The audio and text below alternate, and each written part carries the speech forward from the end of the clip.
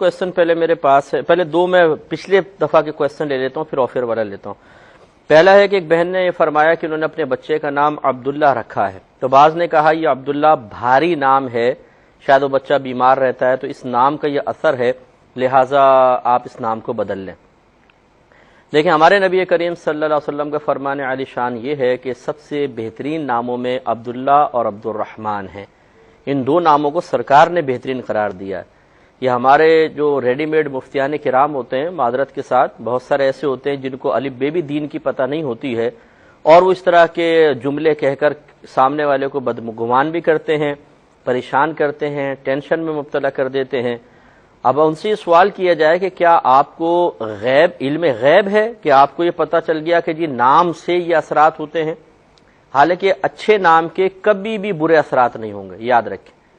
اور ان سے یہ کویشچن کیا جائے کہ جن کا نام عبداللہ نہیں ہے کیا وہ سب کے سب تندرست و توانا رہتے ہیں؟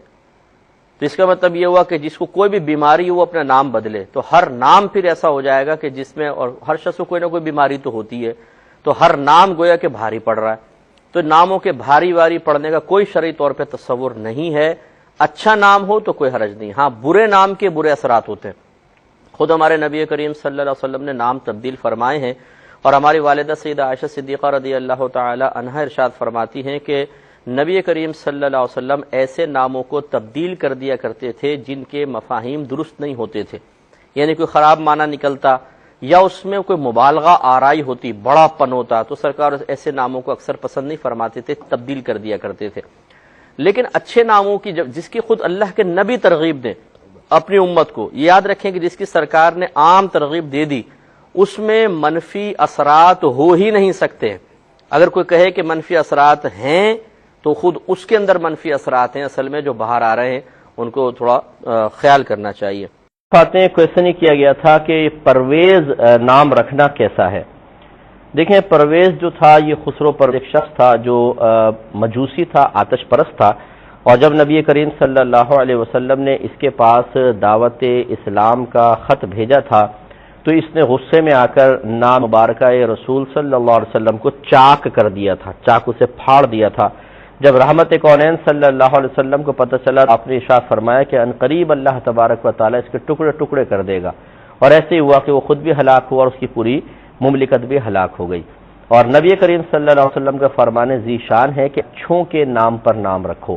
اس سے آپ اندازہ کر لیں کہ جو اس طرح گستاخ رسول ہو، جس نے اس طرح نبی کریم صلی اللہ علیہ وسلم کے اسم مبارکہ کو چاک کرنے کی گستاخی کی ہو، یقینی سی بات ہے وہ اچھا شخص تو نہیں ہوگا۔ اور سرکار نے فرمایا اچھوں کے نام پہ نام رکھو، تو اس لیے کوئی برا نہ مانے، لیکن بہتر یہ ہے کہ پرویز نام نہ رکھا جائے، کیونکہ یہ اسلامی نام نہیں ہے، یہ مجوسیوں کے ہاں معروف نام تھا جو بہرحال ہمارے مسلمانوں میں بھی رائج ہو گیا، جیسے رستم اور سہراب، یہ دونوں جو تھے یہ مجوسی لوگ تھے، آتش پرست تھے۔ اور یاد رکھیں کہ یہ اسلام حضرت عمر فاروق رضی اللہ تعالیٰ عنہ کے دور حکومت میں مسلمانوں کے خلاف لڑنے کے لیے آئے تھے، دونوں پہلوان تھے۔ ہمارے ہاں تو اپنی تاریخ تو ہمیں پتہ ہی نہیں ہوتی ہے، ہم اپنے بچوں کے نام رستم و سہراب رکھ کے فخر کرتے ہیں کہ جو بڑے پہلوان تھے۔ وہ تھے کون پہلوان؟ وہ آتش پرست تھے، آگ کی پوجا کرنے والے تھے اور پکے دشمن اسلام تھے، اور اللہ تبارک تعالیٰ نے ان کو ایک نوجوان لڑکے سے ہلاک کروایا تھا، مسلمان بچے نے ان کو مارا۔ تو یہ اس طرح کے ہم نام بغیر سوچے سمجھے وہ ہم رکھ لیتے ہیں اور غلطی میں مبتلا ہوتے ہیں۔ ایک طرح سے میں کہتا ہوں غلطی ہوتی ہے کہ اسلامی نام رکھنے چاہیے، تو اس لیے رستم، سہراب، اسی طرح پرویز یہ نام مناسب نہیں ہے۔ دیکھیں یہ نئے نئے نام اس طریقے سے کہ اب لاعبہ اگر عین کے ساتھ ہو تو یہ تو بہت ہی عجیب ہوگا، لاعبہ مانے کھیل کود کرنے والی، اور لائبہ اگر حمزہ کے ساتھ پڑھے تب بھی عجیب و غریب سے یہ نام ہے، اور تحریم نام بننے کی صلاحیت نہیں رکھتا ہے۔ تحریم مانے ہوتا ہے حرام کرنا، تو بہتر ہے کہ یہ سورہ تحریم کے یہ سورتوں کے نام پہ رکھ دیتے ہیں اصل میں، تو پھر سورہ بقرہ بھی تو ہے، اپنی بچی کا نام بقرہ گائے رکھ لیں۔ تو ضروری نہیں ہے کہ قرآن میں موجود ہر لفظ نام بننے کی صلاحیت بھی رکھتا ہو، اس لیے گزارش یہ ہے، اور میں بعض اوقات یہ عرض کرتا ہوں تو بعض ہمارے بہن بھائی برا بھی مان جاتے ہیں کہ آخر ہمارے اکابرین کے نام سے اتنی ہمیں چڑ کیوں ہو گئی ہے، ہم کیوں معاذ اللہ ثم معاذ اللہ صحابیات کے نام کو ناپسند کرنے لگے ہیں کہ ہم اپنی بچیوں کا وہ نام رکھتے ہوئے جھجک محسوس کرتے ہیں یا ناپسندیدگی کا اظہار کرتے ہیں، حالانکہ وہ نفوس قدسیاں ہیں کہ اللہ تبارک و تعالیٰ نے ان کے ناموں کو ان کی ذات کے ساتھ منسوب کرنا پسند فرمایا ہے، تو لہٰذا کوشش کریں کہ اپنے اکابرین کے نام پہ نام رکھیں، جو چنانچہ جیسے عائشہ ہیں، فاطمہ نام ہے، ماریہ ہے، مریم ہے، اور بریرہ ہے، خدیجہ ہے، جویریہ ہے، یہ کتنے خوبصورت خوبصورت چھوٹے چھوٹے پیارے پیارے نام ہیں، انہیں نام رکھیں، بہت برکت ہوگی۔ بہن ایک کویشچن یہ کیا گیا تھا کہ عبد الحنیف نام رکھنا کیسا ہے؟ یاد رکھیں کہ اللہ تبارک و تعالیٰ کے صفاتی ناموں کے ساتھ تو عبد لکھنے میں شرن کوئی حرج نہیں ہے، عبد الخالق اور عبد الشکور، عبد الغفار، اس میں کوئی حرج نہیں ہوتا۔ اگر نبی کریم صلی اللہ علیہ وسلم کا نام اقدس ہیں صفاتی نام، ان کے ساتھ اگر عبد کا لفظ بڑھایا جائے اس میں کوئی حرج نہیں ہوتا، کیونکہ مفہوم دوسرا ہوتا ہے۔ عبد کا معنی غلام بھی ہوتا ہے، اسی لیے مطلب جو غلاموں کے احکام جہاں پہ لکھے ہیں وہاں پہ عبد کا لفظ استعمال کیا جاتا ہے۔ تو اگر لکھے عبد النبی مثال کے طور پہ، اس کا مطلب ہے کہ نبی کا غلام، یہ نہیں کہ معاذ اللہ ثم معاذ اللہ جب ہم کہتے ہیں کہ عبد الجبار، اللہ تبارک و تعالیٰ کے صفاتی نام کو ذکر کرتے ہیں جبار کا بندہ، تو پھر تو وہ عابد والے معنی میں آ جاتا ہے کہ بندہ، کہ اللہ تعالیٰ کی بندگی کرنے والا، اللہ کی اطاعت کرنے والا، اللہ تبارک و تعالیٰ کی عبادت کرنے والا۔ لیکن جب انسانوں کے ساتھ عبد کا لفظ استعمال کیا جاتا ہے تو غلام کے معنی میں آتا ہے، جیسے عبد النبی، نبی کا غلام۔ تو اب یہ حنیف جو ہے، یہ چونکہ یہ آپ اس حنیف کا لفظ، حنیف اسے کہتے ہیں جو باطل سے اعراض کرنے والا، ہر باطل سے اعراض کرنے والے کو حنیف کہتے ہیں۔ تو ہر نبی حنیف ہے، ہر نبی حنیف ہے، کیونکہ وہ باطل سے اعراض کرنے والے ہوتے ہیں۔ اسی لیے حضرت ابراہیم علیہ السلام کے دین کو دین حنیف سے بھی تعبیر کیا گیا ہے۔ اس معنی میں اگر کوئی کہے کہ حنیف کا میں غلام ہوں، اس میں کوئی حرج نہیں، تو عبد الحنیف بھی نام رکھ سکتے ہیں اس معنی کے ساتھ۔ تو تفصیل ذرا ذہن کے اندر ضرور ہونی چاہیے، پوری ہو جائے تو پھر اللہ تعالیٰ کا شکر ادا کیجیے گا۔ ایک یہ بھائی نے فرمایا کہ ان کے ہاں جمعے کو غالباً بھتیجا پیدا ہوا اور پتہ نہیں کیا اپریل کی کوئی تاریخ تھی، اور انہوں نے ارحم نام رکھا ہے، تو یہ نام رکھنا کیسا ہے؟